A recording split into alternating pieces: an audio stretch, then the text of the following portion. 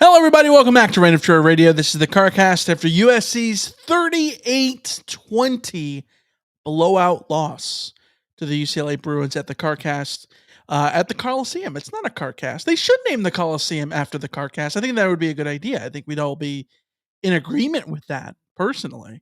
But at the Coliseum, we're going to talk about it and so much more here on this episode. As always, you can follow us on Twitter. You can email us, rantoftroy@fanside.com, and you can call us 818-643-7227. Second What's Bruin Show. I'm your host, Michael Castillo, joined along with my co-host in the Rant Troy studio, live in Los Angeles, Alicia Artola. Hello, everybody. Hello. Where do we begin?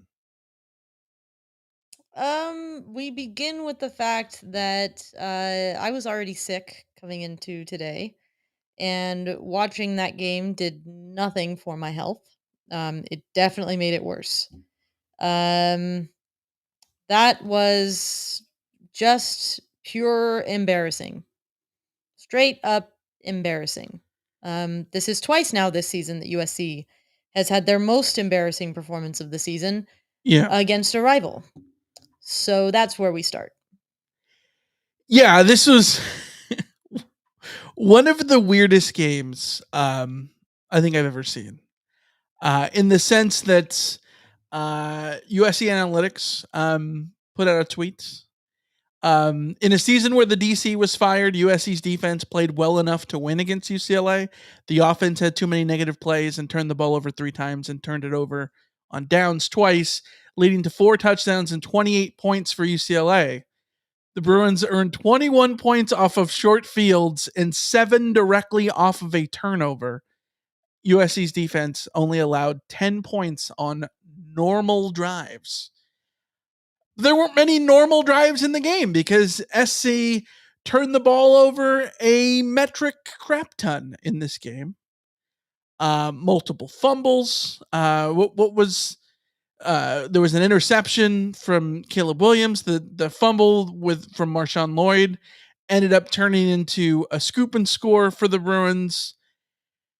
This was a game that started off really poorly for SC, going forward on 4th down on the first drive of the game, which gave UCLA a short field. They scored. They ended up going up 14-0. It looked like the Trojans were clawing back. They scored 10 points in the second quarter. Looked like things were starting to go their way. The way that the third quarter started, the Trojans recover a fumble in the red zone. Suddenly, things are moving in SC's favor. No. Gets overturned because TJ Harden's knee was down. UCLA scores a couple plays later, and then the first play on the ensuing drive is a Marshawn Lloyd handoff, scoop and score. And that was basically the game right there. UCLA went from being up 14-10 and fumbling the ball in the red zone to suddenly being up 28-10 with all the momentum in the world in a blink of an eye. And yeah, it puts all of the emphasis on how poor of a performance this was for USC, because I don't know about you, but I think this was as bad of a performance that I've seen SC in terms of effort, in terms of any of those non-real thing metrics that you want to throw in here. Any anecdotal efforts, care, I don't know, any of those things. When was the last time that you saw an SC team look just this out of sorts in general? Like, not to say that SC always looks overly sharp, but today was a certain kind of bad in that sense. The last time I saw a USC team that played with this little effort was the final weeks of the 2021 season. That Cal game, yeah, where it was just like, okay, all right, we all want the season to be over, and now it is. And yeah, I had a bad feeling about the game from the moment I saw that Jarrett Kingston would be out on the offensive line. The offensive line was already going to be in a really tough spot against a stout UCLA defensive front. Yeah. Losing a starter there pretty much foretold what was going to come as far as the offensive line. But even that, it's you can have a game where your offensive line is forcing Caleb Williams to run for his life, which USC has been in that position many, many times. Mm-hmm. You can't turn the ball over 3 times. Yeah. You just cannot do that. Marshawn Lloyd is my favorite football player on the planet most of the time, but he cut 3 different times on that run when he could have just stuck and taken the yards that were available to him.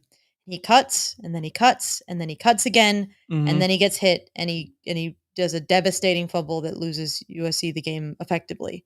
Brendan Rice doesn't hold on to the ball, doesn't fight for the ball on the interception.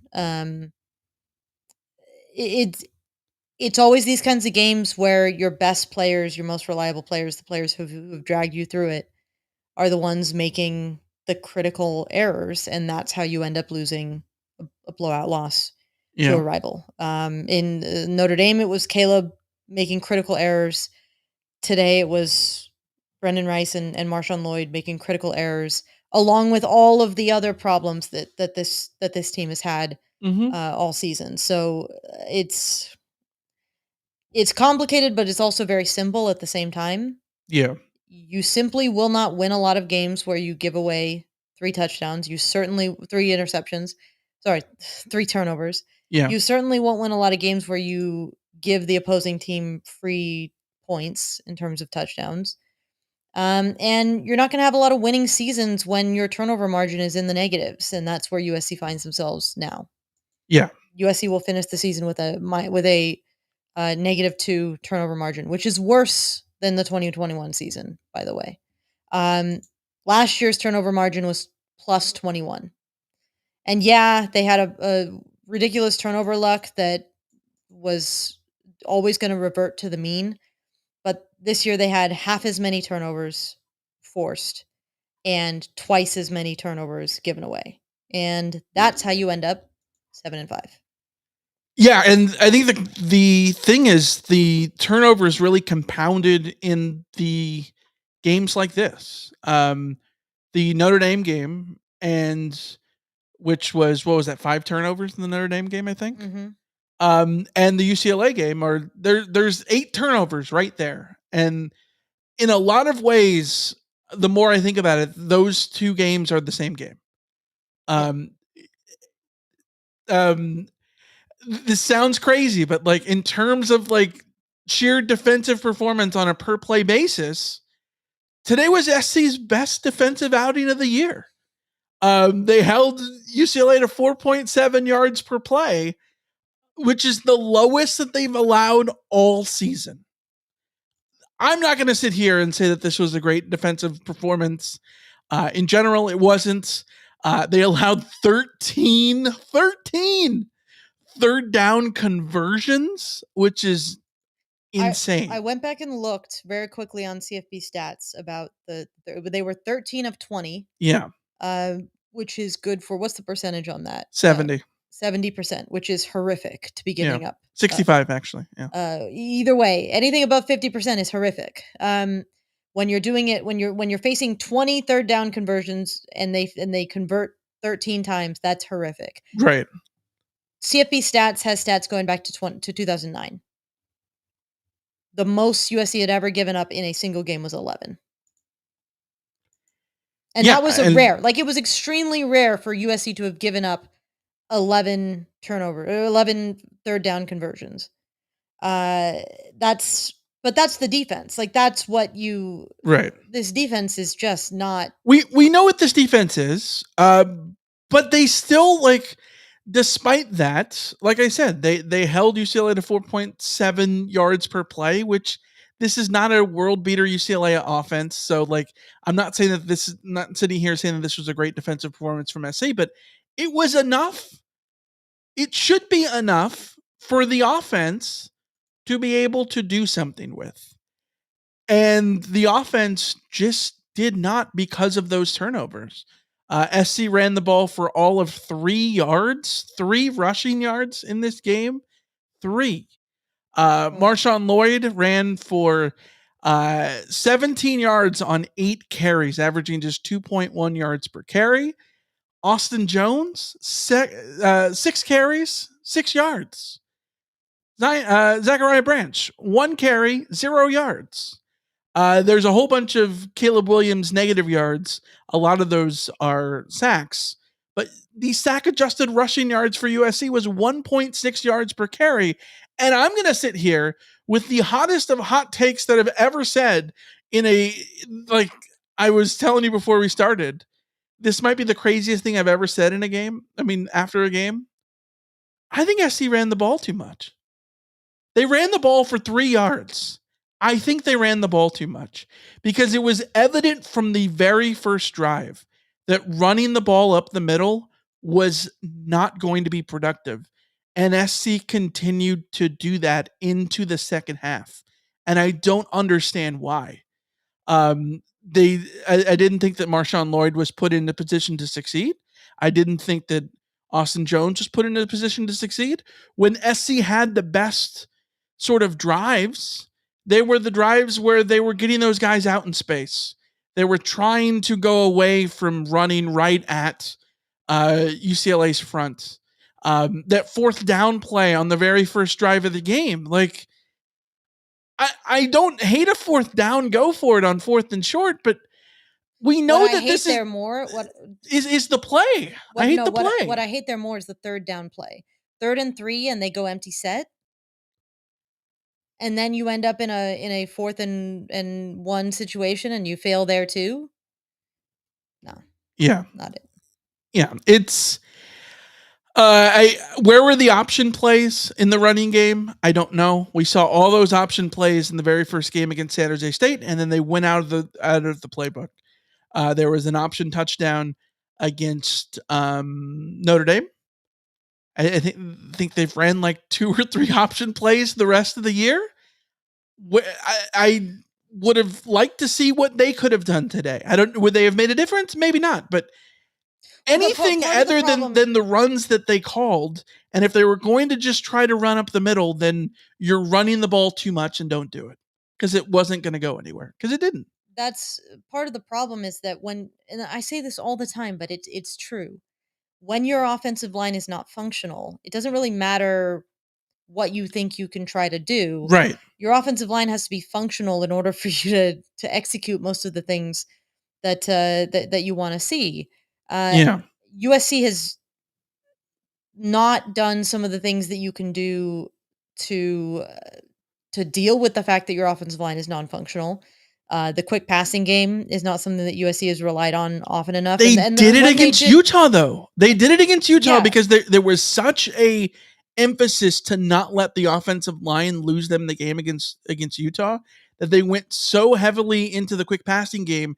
Then they ended up never giving the offensive line a chance. We talked about it, like yeah, let them fail, right? Like where was that game plan today? Like at least go to that when the offensive line is failing, then go to the way to protect them with the quick passes. With we didn't see nearly as many of those as I thought that the offense could have, and and it could have kept drives going, especially when the problem for SC was the Trojans came into this game the number one team in red zone touchdown percentage.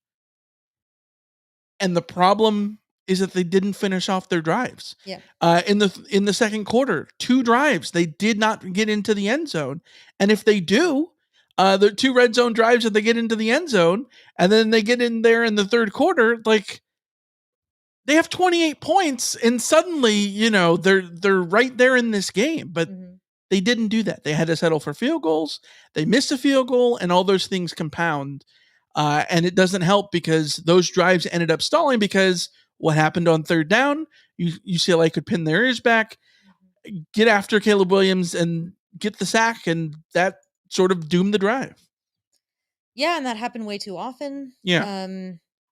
They I thought UCLA did a very good job of keeping Caleb from being able to take off and run down the field. He was able to be elusive in the backfield and avoid tackles that way, but there was always somebody in front of him, so he couldn't get going and create positive plays out of broken plays that way. Yeah. And they did a good job of penning him in and setting themselves up to get those sacks. And you really have to tip your cap to Danton Lynn and the UCLA defense there. But still, it comes down to, okay, you can't let him sit back there in the pocket. Then you got to go with a tunnel screen, or you got to go Yeah. with a quick slant, or you got to go with a quick curl, or something. I mean, something. Yeah. It's frustrating because it feels like USC's offense is too committed to being an explosive sort of all world offense, and when it can't be that, the more conservative sort of game plan doesn't translate. It doesn't quite work. So that's the frustrating thing here, because the USC offense that's top 5 in the country, the USC offense that can get going and put up points against pretty much anybody. I mean, we look at the sure, they struggled against Notre Dame, but if they just repeat their performance against Utah, against a very good Utah defense, they've got a chance in this game.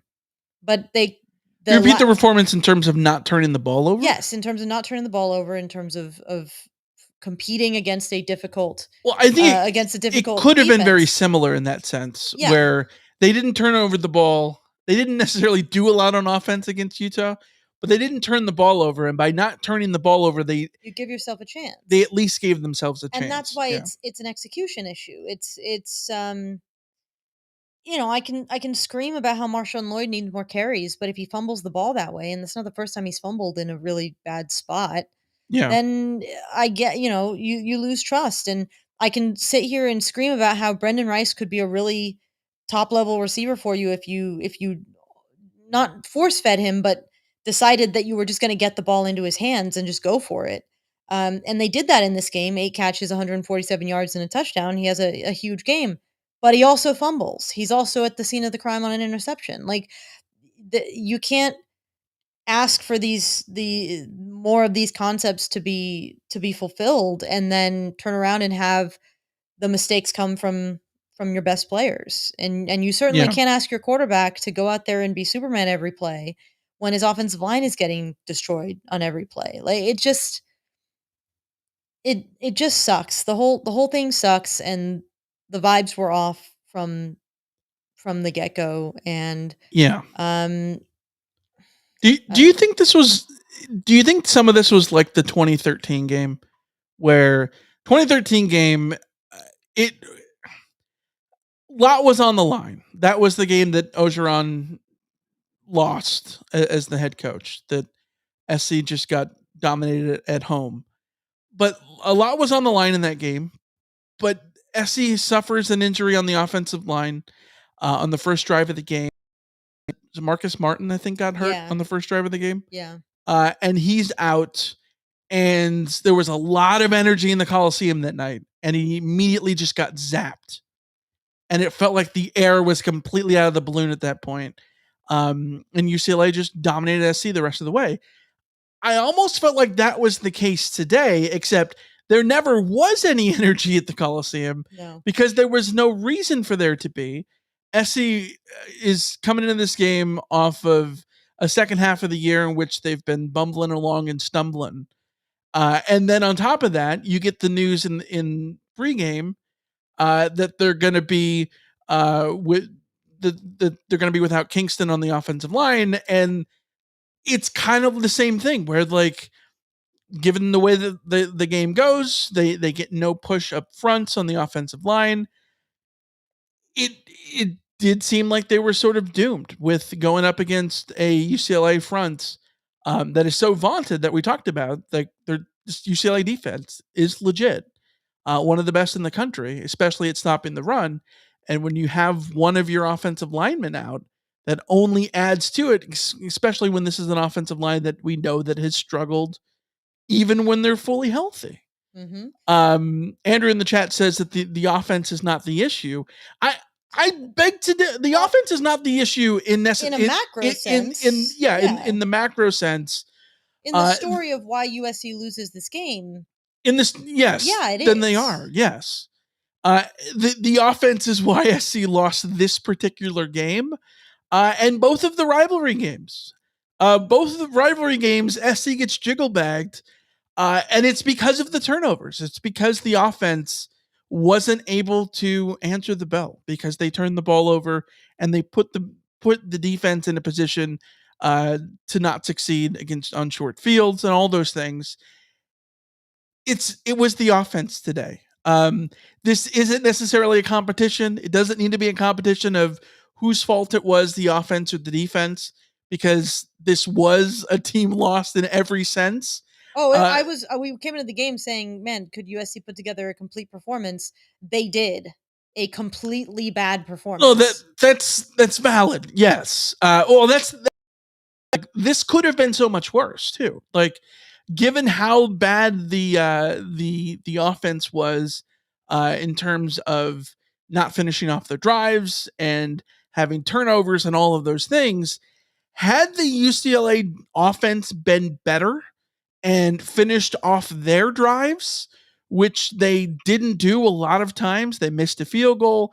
They had to punt in that second quarter 3 different times. Like, if they were able to finish off their drives, this game could have been so insanely ugly. Make no mistake, UCLA's offense is not good. It didn't suddenly get great. Ethan Garbers is not suddenly the hero of UCLA and is going to be putting out these kinds of performances against every team that he faces. Just like with Utah, the best remedy to having your offense look like it can't tie its shoes together, is to play the USC defense, because everybody looks 15 to 20 points better than they are playing this defense, and that's what we saw with UCLA, and that's sort of what I expected. I expected UCLA to score somewhere in the area of 30 points because they're not a good offense, but USC's defense would help them along, which is why the issue here is that USC's offense not only scores only 20 points, but hands an additional touchdown to a UCLA offense that was never going to have more of an output than, the 31 points that they did. Yeah. Because they're not capable of it. And I'm not trying to shade UCLA. They won the game fair and square. And by the way, Ethan Garbers made some really, really great plays. The touchdown pass that he had when Jalen Smith was all over was incredible. If that was Caleb Williams, people would have been creaming their pants. Yeah, back-breaking plays that he made, and you have to give him credit for those. But realistically, this offensive performance from UCLA is a reflection of USC's defense. Yeah. We've seen that. Yeah, and I think it's one thing to be, stifled or slowed down by a great defense. And if that was the case, like you said, if it was similar to, say, the Utah game, and this was an isolated incident, it would be one thing. Especially on a day where as much criticism as I think can go around for the offensive performance, I don't think you can really criticize Caleb Williams that much himself. Like, the one pick was him doing the thing that you told him to want to do. Like, and again, I can't argue for the quarterback to give his receivers a chance on 50-50 balls. Right. If they're going to lose those 50-50 balls and result in an interception. Like, it's like the only time he's thrown a 50-50 ball up to just lob it up later like that. Yeah, it didn't go his way, but he also has what I think was the best throw that he had of his entire SC career, which is that touchdown pass where he steps up in the pocket to Brendan Rice. Steps up in the pocket, sort of is throwing at a weird angle, and just puts it right in the breadbasket. It's an insane catch. Puts it, perfect spot for Brendan Rice to score on the 74-yard touchdown. But even you look at the fourth quarter, the game is absolutely a blowout. UCLA is up 38-13. There's no reason to, you know, I would say there's reason to give effort, but you know what I mean? There's like every reason in the world for people to stop caring and to really just give up and lay over. Uh, and Caleb Williams is there making, spins in the backfield and trying to do his best to will a touchdown drive. And he does. He converts a fourth down pass to Taj Washington. Like, he did his job as best as he could. Uh, but it just wasn't good enough for the rest of the offense. Like, they still had the turnovers. Those turnovers were a problem. It was the fourth downs. Like, even despite everything he did, he could not get SC over the hump, which I think is an indictment on everything else. Like, I saw we got a tweet, a tweet on Twitter, yeah, because that's where tweets are. It was I need to pull this up because it was I wanted to discuss it. It was about Caleb Williams' legacy, and that his legacy is a weird one because he went 7-7 in his last 14 games, never won a bowl game, won't have won a conference championship, but he still won the Heisman and he still will be considered an all-time great. I don't think anyone is holding this record against Caleb Williams, And if right? they are, they're being ridiculous. Okay. First of all, I think the outside, like, Oklahoma fans that don't like Caleb Williams are going to hold that against him. Sure. Uh, People who don't like Caleb Williams for whatever reason because of the nails are going to hold that against him. But, like, are you like, did you watch the games? Like, even in the Notre Dame game where he has his worst game of his career by throwing all those picks, like, like he is not the reason they went 7-7 in his last 14 games. He is not the reason. You know? Like, I don't think we should hold this against his legacy. Are we holding it against Stuart Craven's legacy? That they went 8-6 in his junior year? And that was the reason that he wasn't an All-American, and that's the reason he's not on the All-American wall? Are we holding that against Stuart Cravens? No. So then why should we hold it against Caleb Williams? Like, it's ridiculous. Like, his legacy is that he won a Heisman Trophy. He had an incredible season last year. He had a season this year that's, I think, doesn't necessarily translate to statistics or to anything else because there are good numbers, there are bad numbers. You can argue any sort of argument for Caleb Williams this year, but I think if you watched the game, you would have seen how hard this man played, how good he is, and how if he had an offensive line in front of him, if he had the 2019 USC receivers, and if all these things would have been better, but those things aren't the case because they weren't better.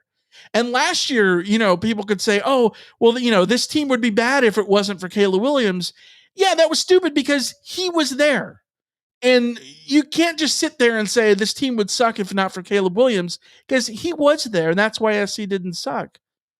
This year, he was still there and the team didn't win games. And he didn't take this big step back, this big, regression. And I know that there's frustration and like, I think there's fans that wanted to see him run the ball more, that he holds the ball too much. I think that's a valid criticism, and that's something that we've talked about before with the responsibility of quarterbacks as they get older is to be more of a presence in the pocket. And I think that if he would have evaded the pocket more, I think it certainly could have helped. But also, that again wasn't the reason why he was put in spots with the offensive line not protecting the way that they were. Like, his legacy is not being 7-7 in his last 14. I'm sorry, it's not. His legacy is being one of the very, very few players in college football history who have a Heisman Trophy. His legacy is being the greatest quarterback that I have seen play the game at the college level. That's his legacy. Wins and losses, it's already silly that we ascribe wins and losses to quarterbacks when a quarterback is one of 22 on the field, and yes, they have some of the greatest impact over the way that a game is played, but also are powerless half of the time. And Caleb Williams was powerless half of the time. And USC lost games specifically because of that. Yeah. USC lost games specifically because of, I mean, look at the Cotton Bowl. Nothing about Caleb Williams' performance was the issue there. Yeah. The Utah game, the in the regular season Last year, last year, the dude threw 5 touchdowns at I Rice don't Eccles know at what night. more you're supposed to do at Rice Eccles at night as a Right. quarterback. I do not know what more you are Yeah. expected to do to cement your legacy. This year, he willed USC to victory against Arizona, straight up. Yeah. A game that USC absolutely should have lost a million times over, but Yeah. for Caleb Williams. He's not a perfect quarterback. That's perfectly fine to say so. He's not a perfect quarterback. He is a quarterback who is still very young, who's still learning how to balance his playmaking with his decision making. He's still learning how to make reads and know what he's supposed to do and Mhm. what's best for the team and what's best for him and all of those kinds of things. He's still learning all of those things. That can happen. Yeah. That's perfectly fine. We don't have to sit here and say that he is the finished article or the most perfect um, quarterback that has ever lived, but he's as good as they come. And I it's frustrating that the nuance of Caleb has been great. Caleb made some plays in a game that were not great, but that doesn't change the fact that he is still a net mega positive uh for USC's trajectory, USC's team and all of that kind of stuff. Everything Yeah. USC going 7-5 is not because Caleb Williams was their quarterback. I can tell you that much. Yeah. It's because the defense was atrocious. It's Was because the offense couldn't overcome the flaws on the offensive line.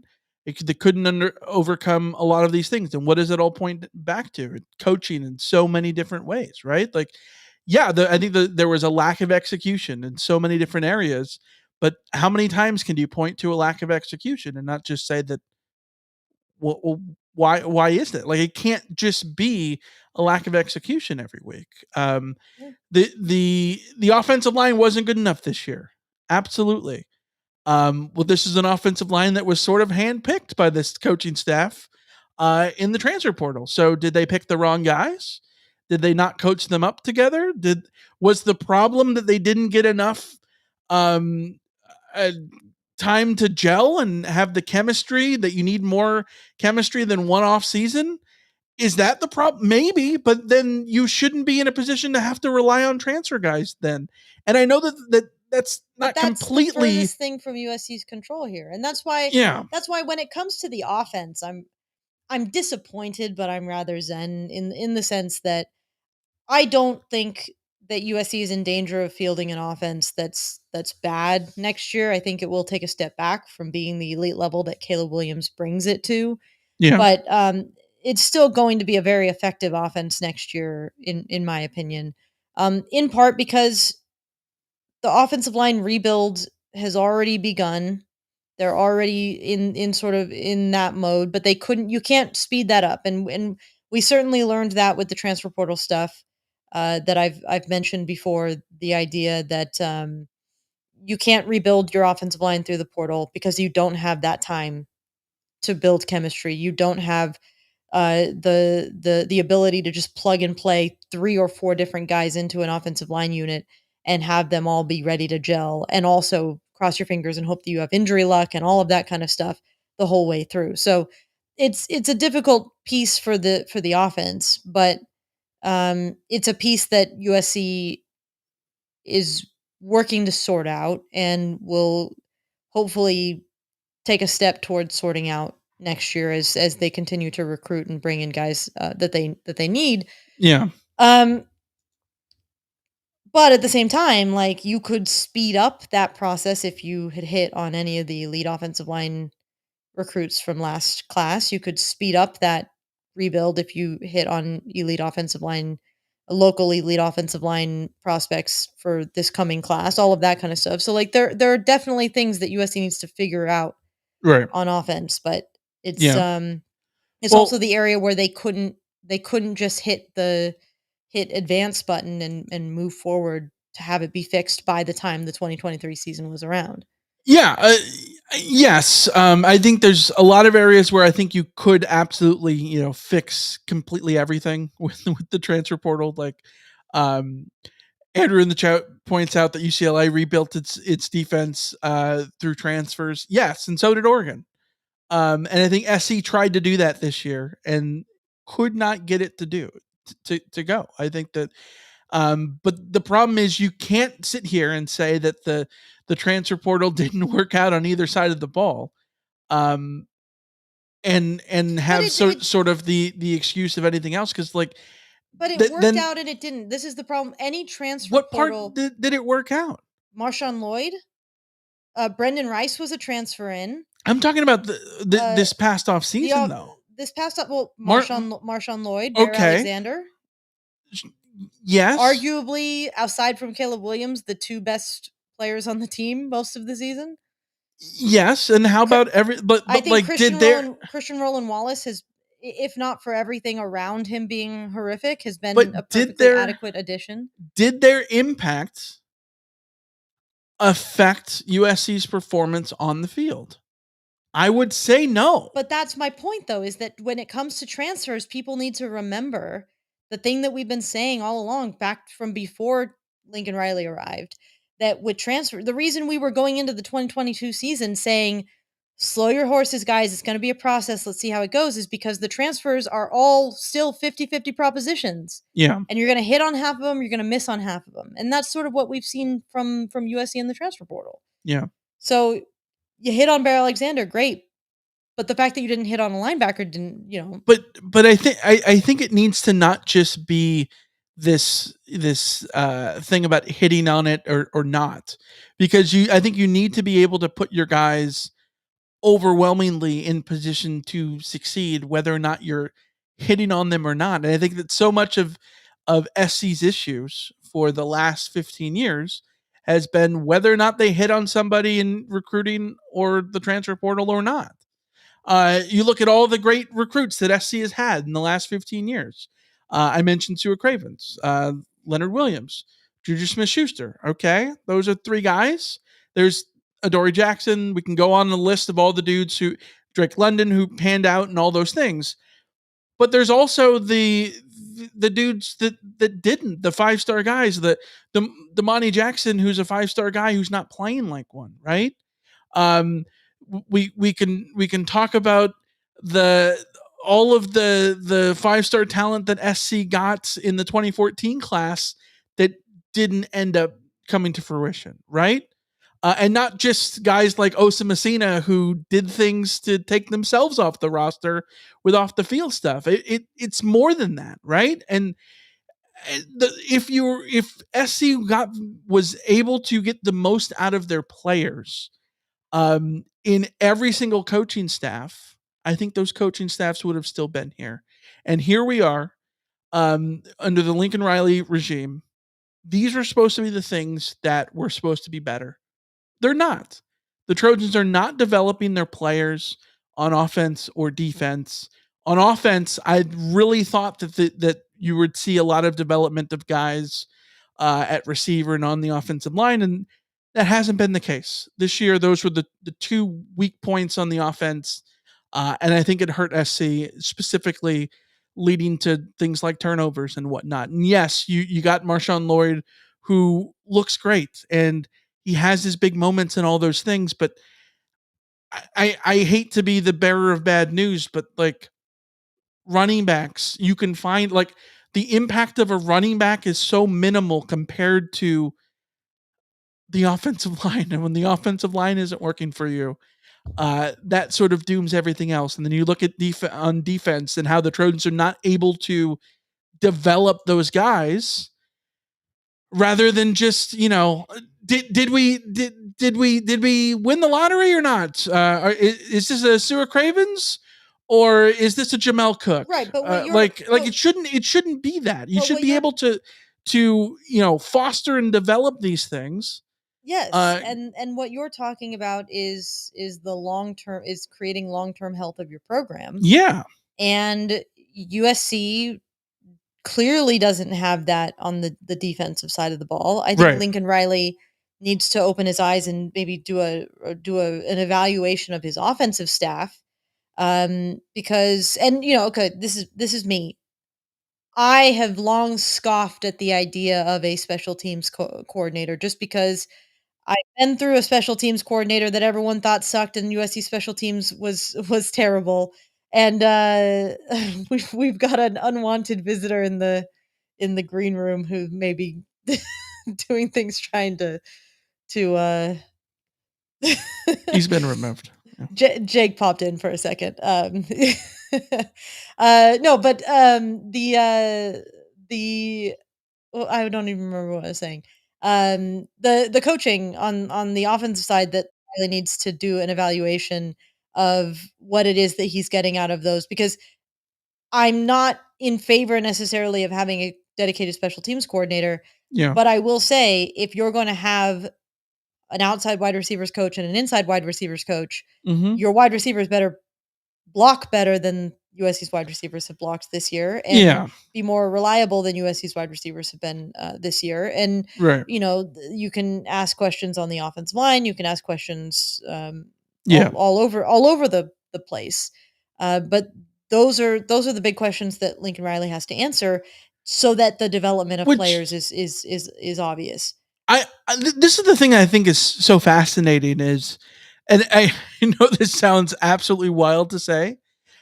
I think it really could be.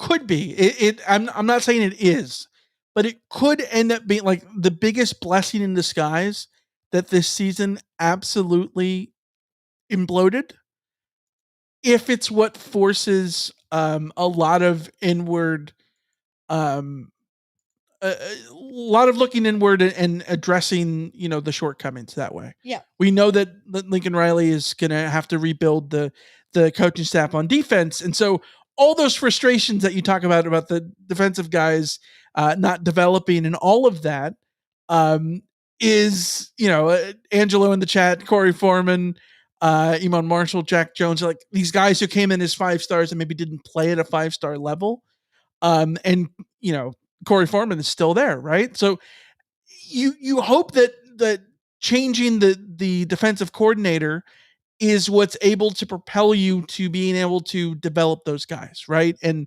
getting the defensive coordinator hire right, if you do, which is a big if, but if you do, could be the thing that just is such a big change because if you have a defense that can stop teams on the short field, suddenly a game like today changes on a dime. The Oregon game and the Washington game are considerably different. The Cal game is considerably different. Every single game that SC played this year, for the most part, is considerably different, right? So when I'm saying that it could be a blessing in disguise that the season went absolutely to hell, is I think that Lincoln Riley has to sit here and has to like sort of look at literally everything. He's not getting fired this year. He makes too much money and he won too many games last year. He's not getting fired. That's not how it works. But I think the season absolutely going to hell and the Trojans being embarrassed at the way that they were today against UCLA and being outcoached, outplayed, out efforted, out everything. If that doesn't force you to sit there and make changes and sit there and force you to rethink everything that you're doing and improve as a coach, then what will? And we've talked about it before that, you know, Lincoln Riley has never failed like this before. And this is a big reason why so many of the issues of the 10-2 seasons and 11-1 seasons and whatnot continued was because he didn't fail enough. Well, you can't say that anymore. SC failed plenty this year, and you have to answer the bell now. You have to. Like, I mean that's the question. That's the big question: is does Lincoln Riley have it in him to answer the bell? And I think that he is in a difficult situation now yeah, because he has lost a large swath of the fan base for a variety of reasons. There are a lot of people who feel like they were sold a false bill of goods. There are a lot of people who I'm sorry. I have to butt in here. I've seen multiple like tweets and stuff thanking saying that the sold a bill of bad goods or whatever the phrase Mhm. is, and thanking Oklahoma fans for something along the lines of thank you to Oklahoma fans for warning us about Lincoln Riley or whatever. I'm sorry, but Oklahoma fans don't get to put a feather in their cap and say that they called this. They do not get to do it. You know what? I've been thinking about this. I literally thought about this the entire drive home. You know what the analogy is? Oklahoma fans were dating a millionaire who was taking them out on the town. They went to Cannes, they went to Monaco, they went to Aspen, they went to all these places dating a millionaire. They get dumped by the millionaire and then yell from the mountaintops that the millionaire was bad with money. And then it comes out that said millionaire was investing with Bernie Madoff and ends up losing his fortune through Bernie Madoff. Like, you're you're you're right. I guess you technically, lucked into being but right you on lucked one into being thing. like you don't get to sit here and say that yes. Oh, actually, I knew that Lincoln Riley was bad all along. But also, He I'm went to the butthurt play. because he left me, and I really like. He took you to the playoff 3 times. Yeah, Like you don't if get to sit here and say about how bad Lincoln Riley was when he was your head coach. Like that's not.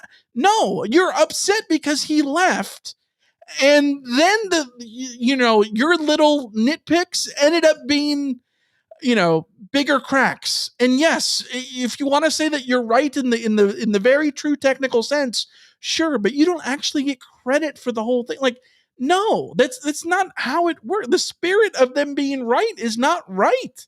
no, no, It's it's silly. It's silly. But let's be honest. The Oklahoma fans have poisoned the USC fan base because they spent a year of their lives in all of our mentions yeah, spouting bullcrap left and right. And I think it got under the skin of a lot of USC fans who are now more quick to jump ship than they would have been otherwise. right. Um, Yeah. the the issue that I see here is that Lincoln Riley needs to get his stuff together, needs to figure out what he's going to be at USC. And one thing I can say is that he needs to stop with some of his chosen coach speak lines that he's been on for the last month. Yes. Someone needs to go up to him and say, Lincoln, stop. No, you're not Um, helping yourself here, bud. Stop it. You are undercutting any sense of anything that fans might have. Um, it's another case of yes. I mean, you're right, but also you shouldn't be saying these you things. shouldn't be saying this after a The loss. the Lincoln Riley quote that came out today that you and I were talking about in a group chat before, which was about that the basically the road to glory is Everyone not wants a clean road to the top of the mountain, but it's in reality, jagged. it's more jagged Yeah, and and like yeah, like he's right, he's not wrong, but also now's not the time to be saying these things. I don't know who benefits from hearing these things. no. Um, But specifically, I'm talking about he dragged out that line of the season probably came down to 4 or 5 plays that we didn't make, and we got to find a way to make those. I mean, yes. I mean, but if the season, But also- but at that point, you're saying that the season came down to you beating Utah and Washington, as opposed to not getting blown out by Notre Dame and UCLA. Which, if USC is 10-2, but with the two losses being blowouts to UCLA and Notre Dame, your season's still not. I mean, your season's Right. there are issues there. Um, Yeah. my concern is that someone needs to talk to Lincoln Riley and tell him, Lincoln, the issues here aren't 34-32 to Utah, 52-42 to Washington, because I tell you, I know exactly how you fix those scores. You get a better defensive coordinator. It's Right. really that simple. Yeah. It's not more difficult than that. The the the the results of this season, if you flip those games, uh, and you still end up in a situation where you got blown out in 2 games. If you flip the result of the Notre Dame and UCLA game this year, if you win your rivalry games this year, then you can talk about that. Then you can say we're 10-2, but we lost 2 games that were just coming down to one player or whatever. You can't say that when you had 2 games where you got blown out, where it wasn't just the mark of 1 play or 2 play or 5 plays or 6 plays. It was, Yeah. let's go 13 third downs or Well, 3 turnovers or this, that, and the other thing. Like, I think I worry based on seeing him continue to bring out these lines, which I try not to pay attention to because coach speak is coach speak and it doesn't necessarily it's a mean hot plate. anything. Yes, but at the same time, it's like the least of USC's problems were the 1 or 2 plays that went awry against Utah and Washington in this season. Yeah. It's the Notre Dame and UCLA blowouts where you implode in the first quarter that Mhm. are the issue here, that to figure out how to fix the handful of plays, Lincoln. You need to figure out how to get your team prepared to play rivalry games. Yeah. I think this is one of those things where Tim in the chat says that he needs media training, Lincoln Riley. I don't know if it's media training per se. And I realize that like all of this doesn't matter because we've talked about this Coach with the speak Clay is Helton coach stuff. speak. Coach speak is coach speak, and what it comes down to, what people are actually frustrated is with losing. Yeah. If you win, you can say the same coach speak stuff and nobody cares. Yeah. What you're actually mad about is losing games. But having said that, I do think that I wish that there was some sort of more like a political campaign where there's someone in the back room and saying, okay, let's not go with this angle, let's go with that angle. Yeah. Let's rephrase it this way. We've done some crowd polling, and Yes. the testing is saying that USC fans are more likely to respond positively to you, uh, totally and completely just falling on your sword and saying, you know what, Yeah. we have to play better, and like that sort of route, instead of the softer, oh, we're so close. Like, keep that for in your locker room. When you Yeah. talk to the media, maybe you got to come out with a little bit more Yeah. oomph. But yeah, he doesn't. Someone's not saying that to his ear, so Yeah, Danny says, but his coach speak does seem to indicate that he doesn't understand what's wrong with the team. I I understand this sentiment, and that could be the case. I'm not saying that it's not the case, but I think that we need to judge these things by actions. What are the actions of the offseason? What are the actions of the offseason will speak way more than what he says in a press conference right after a game. Yes, it could be that he's truly a believer that there were 2 plays in every game that if you flip those around, SC is 11-1. Yes, he could be he could be a believer that way. But also, if he goes out there tomorrow and pink slips the entire coaching staff on both sides of the ball, then what he said in the press conference isn't in line with what he's doing, right? Yeah. Like, it needs to be, you need to judge these things on the actions rather than what you hear in a coach speak press conference more than anything. Yeah. And then Kenny in the chat said, well, first of all, we got a super chat from our buddy Jake. Thank you, Jake. Very nice. It's $38.20. I wonder why. Well, thank God that wasn't like a 13-9 kind of game. We would have gotten a lot less than the super chat. This is true. Yeah. Yeah. Now we're rolling the dough. 38-20. When we said, now I'm mad that it wasn't like a 65-55. I know. Come on, SC defense. What are you doing? Yeah. No, like you mentioned that he had popped into the back end of our little studio here online, our little virtual studio, and said that we had a intruder. Kenny in the chat said he thought the intruder that we were talking about Jesse, but Jesse's over there sleeping away, being a little sleeper. And Alicia, have you heard about Sleeper? Have I heard about Sleeper? Have you? Because USC fans, if you haven't heard about Sleeper, Sleeper hosts daily fantasy prop games that you can compete for a chance to win cash prizes. The game is simple. For each contest, you're given a pool of props for upcoming games across different sports. You pick whether each prop will be over or under the given total, and you can choose up to 8 different props for a chance at a bigger win. If you want to join in on the action, we've got you covered. Sign up with our promo code FANSIDED2. FANSIDED2. You can see it on the screen if you're watching this on YouTube, or click on the link in the description as well. FANSIDED2, and you get to receive a deposit match of up to $100. So using the code FANSIDED2 when signing up not only gives you the great reward, but helps support this very podcast. Be sure to use the promo code FANSIDED2 when you sign up. The offer is not only available to is only available to new customers who are 18 plus and physically present in valid states. Please remember to always game responsibly and check the episode description for the full terms of the offer.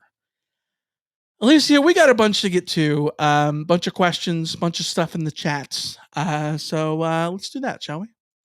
You've got mail. All right. We've been marking a bunch of things that we've seen in the chat, so we're going to run down here and open these up.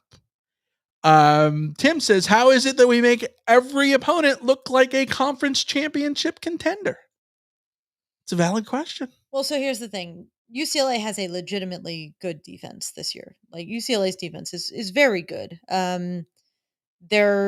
They hadn't faced one of the 3 sort of, I would say, elite offenses in the conference yet. So this was going to be a little bit of a how for real are they test. And I think they went out and showed it. USC's issues aside, I think that you have to tip your cap to UCLA's defense. So that's one thing.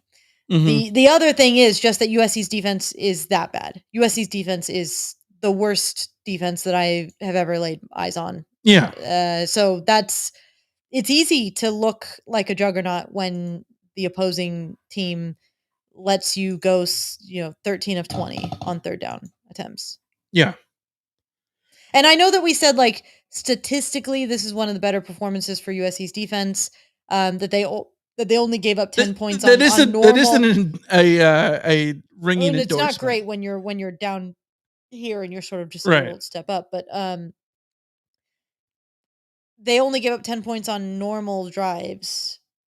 Yeah. Don't get suckered into believing that without the turnovers that UCLA wouldn't have they wouldn't have put up the 30 points that they did offensively, because they are an offense that likes to shoot themselves in the foot as much as anybody. Yeah. So they would have had many drives that stalled by their own by their own accord. Yeah. Accord, but they still would have their own driven down the field and done some things. Yeah. That was a Honda joke. Yeah. Yeah, and UCLA was 13 of 20 on third down. So it's not like if they weren't good on third down and you just gave up short drives because they were close enough, and that you can make the argument, well, see, if they had longer drives, they would have stalled every time. But like you can't totally make that argument. Yeah. Like, yes, the defense only had so many short drives that they had to defend. that is a tough spot for them to be in, and it's an unfair position for them to be in. At the same time, this is a defense that doesn't stop people on normal drives either. So, yeah. There's some questions in the chat about UCLA has a good defense. UCLA has a great defense. In fact, UCLA has arguably the best defense in the Pac-12. Yeah. That is the truth. They have going into this game, they were number 1 in the Pac-12 in total defense. They were where are they in scoring defense? Number 1 in scoring defense. Like, this is a legitimately great defense. I'm not saying that USC should be content with only scoring 20 points, but this was a defense that was capable of making it hard for USC to score 30 points even on a decent day for them. I like the point that you made earlier, though. Yes, SC struggled against a very good defense in Utah. They still scored 27 offensive points, or what should have been 27 offensive points in that game if it wasn't for 2-point conversions. And those points, like they didn't shoot themselves in the foot in the Utah game by turning the ball over. So when you're playing a defense who is very good, like UCLA's defense is, you have to be able to. They were number 15 in SP plus defense, by the way. Utah is 19. Oregon State, I think, who is a damn good defense, is 28. So, yeah, and Oregon is 22. So, yeah, UCLA is the best defense in the Pac-12 according to SP plus. You can't add to their greatness by turning the ball over. You can't add to it. No. Like you should understand that you're not going to have your way with them, but you need to minimize the damage there. And SC did not do that. But to go to Brian's question, which was why did the offense look so explosive last season? What the hell happened? I think it's the impact of the offensive line. I think the offensive line was so good last year. They were so good in run blocking. We talked about this so much last year that SC's offensive line last year was elite as a run blocking offensive line. They were bad in pass protection. Well, what did that mean? That meant that they were able to run the ball when they wanted to last year. You can say that they needed to run the ball more last year, sure. But whether or not they ran the ball all the time or not, they were successful regardless of when they ran.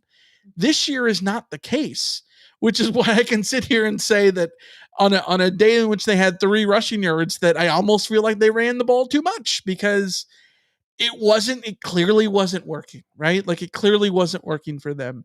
And if they would have been able to get push up front and have a offensive line that was A+ in run blocking, everything changes.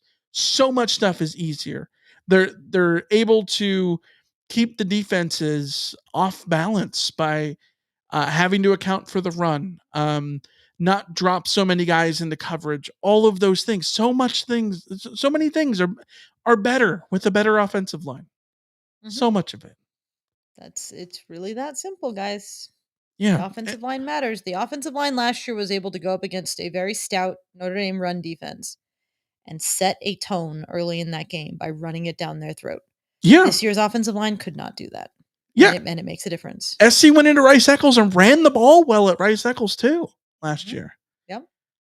They did not do that in the Pac-12 championship game, in part because they had 2 bad injuries on the offensive line. Sean Beautiful Austin Texas. Why did Caleb Williams refuse to scramble? He opted to throw into coverage and then step to his left. Did he not want to risk his health for the draft? I don't think it's the draft thing per se. I think it's as quarterbacks get older, they have more responsibility, which means that they're going to end up staying in the pocket and to prioritize their pocket presence. Because your legs can be a crutch. And I think that in a lot of instances, Caleb maybe overcorrected this a little too much by holding on to the ball maybe a little bit too much this year. wherein he could have, I think, run a little bit more and gotten out of the pocket a little bit more, but that's a concerted effort to give him more responsibility and establish more pocket presence. Yeah.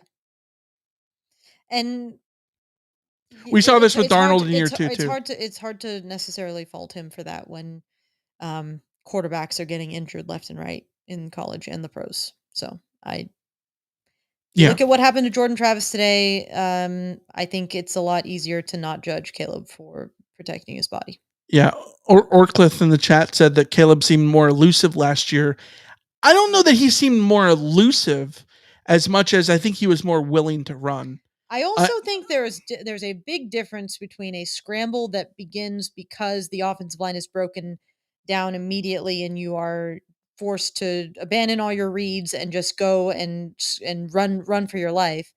And a lot of the scrambling that Caleb was doing last year, which was sitting back in a clean pocket, going through his reads, not liking what he saw, and then exiting the pocket on his accord and going and running down into open field because uh, the play had sort of opened up in that situation. I think we have seen a lot less of that and a lot more of scrambling for his life and then just sort of having to deal with that. Yeah. I would have liked to see more designed runs too. But looking at the numbers, Caleb Williams as in just sheer rushing yards, 435 as a freshman at Oklahoma, 382 last year at SC, and a buck 62 coming into today. And then he had what, minus 20 today? So a buck 40. Again, a lot of that is sacks. But in terms of just runs, I think he was also, there were fewer designed runs, or at least fewer keeps on the options that he had. He did get hurt in the Utah game last year. I don't know if that's a part of it, but I know that there is always a concerted effort to, as you get older, to have more responsibility by staying in the pocket longer. Kenny says, is it just the scorned Arizona Cardinal in me, or can I blame Cliff Kingsbury for some of the woes this season? I mean, you can blame whoever you want. I'm blaming Bob Connolly personally. But yeah, go right ahead. I don't have the board. But if I did, I'd hit all those buttons. Yeah. Andrew says, where should we look for a new DC? Should we look to the pros like UCLA did in the offseason? If you can find somebody with pro experience, like D'Anton Lynn, that would be cool. But you have to find the right one. You can't just go to the pros because it worked for UCLA and just go hire whoever because that's what you do. You need to evaluate whether or not the candidate that you find in the pros is another D'Anton Lynn or just a sort of wannabe. Like, Yeah. Yeah. Kaylee in the chat says, I feel like we prematurely / hastily hire head coaches. And so we somehow end up missing their peak years like Sark, Lane Kiffin, Riley, etc. Our timing is off. I think that this is it's hard to get the guys at their ultimate peak. Because this is like one of those things where it's like free agency in baseball or whatever sport, right? Like you don't want to pay for past performance. Sometimes you end up like the Angels and Albert Pujols, right? Um, so much of this is about,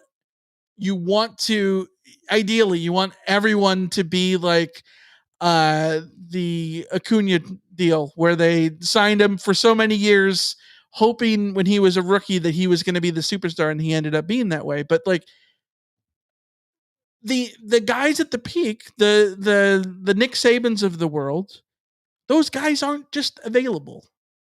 you know what you want? What ideally, if USC had a head coaching search right now, you know what we would say USC wants? What? USC wants somebody who is proven in the sense that they have won at the place that they're at, that they are coveted, but also young enough to build a program around. Who might that be? I mean, I just don't know what do you want? Yeah. USC made the literal perfect hire. I don't know what you want. You Yeah. can't make a better hire than grabbing Lincoln Riley, a proven commodity, a coveted commodity, who's young enough to also build a program around instead of having to worry Right. about retirement, around the corner. Yeah. I don't know what USC. What they did when hiring Lincoln Riley is extremely different from what they did with any other coaching hire. Kiffin and Sark were both Pete Carroll retreads. Clay Helton was an overcorrection of the Ed Orgeron interim tag, Which would have thing, been a mistake also. which was all Yeah. was mistakes. What Hackett was a former assistant. Robinson was an assistant. McKay was an assistant. Like, USC has never made a hire like Lincoln Riley in its history, except for Howard Jones. Right. So the closest thing is Larry Smith. And Larry Smith is the guy that, left a bad taste in a lot of people's mouths because of how 1992 ended. So Matt in the chat says swing on young guys. Yeah. Like the key is, okay, think of all the coaches in your head right now who are great coaches now or have been great coaches in the last 20 years. Bob Stoops. What was Bob Stoops before he went out of Oklahoma? He was a national championship defensive coordinator. Jimbo Fisher won a national title, right? Okay. Well, what was he before Florida State got him? He was a national championship offensive coordinator. What was Nick Saban? Nick Saban was an NFL defensive coordinator before, and then ended up being a head coach and stuff that way, and working himself. You just go around and round in circles. What it comes down to is that USC made the right hire. They need that right hire to get his stuff together. And as Matt in the chat is saying, get the DC right. I mean, but to my point, look at Kirby Smart. What was Kirby Smart before he was the head coach of Georgia? He was national championship defensive coordinator. Like Lanning over at Oregon, young national championship defensive coordinator. Like those kind of things are those are the kinds of jobs that get hired. They're young guys. There are also a million other young guy national champion defensive coordinators, offensive coordinators. There's a lot of Jeremy Pruitts out there who have gone places and utterly failed. It's all a crapshoot. It's all 50-50. Right. It's all shooting at a target and hoping with your eyes closed and hoping you make it. Right. And the best thing you can do is to know where the target is and be hoping that and be thinking that you're making a calculated pointing in that direction. Getting the guy who had gone to the playoff 3 times in his first 5 seasons was the right calculation. was the most tried and true thing SC could have gotten. Yeah. It has not worked in the first 2 years, but if you get the defensive coordinator right, hire right. But has it not worked in the first 2 years? Well, it didn't. It did in year 1. A Heisman winner and 11 wins in year 1. Year 2, clearly an abject failure. There's no getting around that. I just think it's silly that USC gave a head coach a 10-year contract and then everyone is turning around after 2 years and we're having to have conversations about USC making a change. Like, friends, USC does not have oil barons who are going to come and buy out Lincoln Riley. Like, get with the program and start understanding that the Lincoln Riley needs to figure his stuff out and you need to give him time to do it. Yeah. Because he's going to get that time to do it. Yeah. Yeah. And Orcliffe in the chat says for every Dan Lanning, there's a Dave Aranda. Yes, who fails as the head coach at Baylor. Yeah. Lincoln Riley was the best coach USC could have gotten. That it's not panned out is a different problem. Not panned out as of today that we're talking about right now. That's what I mean. Yeah. Is a different problem. And if he gets the coordinator hire right, we were sent a tweet from a Oregon fan that said, "What is not trolling, but how is your fan base feeling about Lincoln Riley after this game?" And I responded on Twitter on the Rant Line account, and I said, "Grinch and the defense being the fall guy for this season helps Riley's stock, but pretty much all initial goodwill is gone with this type of loss to UCLA." That the upcoming offseason changes and the plus or minus impact of those changes will be the ultimate referendum in either direction. And that's what that's what it is. And we've talked about it before in college football. That's what usually happens going into year 3 anyways. Mm-hmm. Like going into year 3 is okay. You have to absolutely like you fire your guys if they're not working. You cut bait, and then you go all in on your new coaches. And if they don't work, then you got bigger fish to fry. But if you get these coaching hires right, then Lincoln Riley people will sing the praises of him next year. If he gets them wrong, people are going to be putting him in effigy, right? The that's dirty how it secret works. about head coaches is this: your head coach is only as good as your staff. And the thing that sets Nick Saban apart from everybody is that he has been able to deal with the brain drain and building his staff and setting a tone for his staff. Pete Carroll had that, and then when he lost it, bad things happened to USC, and he left. Lincoln Riley needs to get his staff right, and if he either can or he can't, and if he gets it right, then things will be fine. If he gets it wrong, then that's a conversation for down the line. Yeah. But it's just it's a lot. Yeah. Yeah, I mean, Ed Ogeron won a national title because he had a good staff. Yes. So because he had the right staff at the right time with the right players. Yeah. Matt in the chat says that Trent Bray is holding Washington to 22 points. Do what's right and hire this man. Yeah. Trent Bray, Oregon defensive coordinator. Absolutely someone who has my eggs are in maybe in his basket. I don't know that he's a candidate or anything, but make him one. Go do it. Michael Penix's numbers right now, 12 for 27. Sound familiar in Corvallis? Corvallis is not a place to play. Yeah. Play well. HR picking stuff. Does Dante Williams and Sean Nua return? I don't think anyone on defense is back. Everyone on defense should be gone. Yeah. We got a super chat from Dan. Trojans come to the Galen Center. Let Coach Enfield and Coach Gottlieb wipe away your tears with USC hoops. Fight on. I'm guessing that that was written without the remembrance of the UCI game, but cheers. Look at SC just losing to the UC system left and right this week. When did they play Davis? No, I don't want to know. Anyways, guys, we're gonna wrap up. We're gonna call it there. Want to thank you guys for being on this long, not only on a Saturday night in which you guys probably have way better other things to do, especially on a night in which SC gets absolutely jiggle-bagged at the hands of their arch rival. But want to thank you guys for being with us the whole season. Could not do this without you. We know it's been you have a lot of. I feel like a flight attendant. We know you've got a lot of choices, but we want to thank you for flying with us. Yeah, we know that there's a lot of SC podcasts to listen to.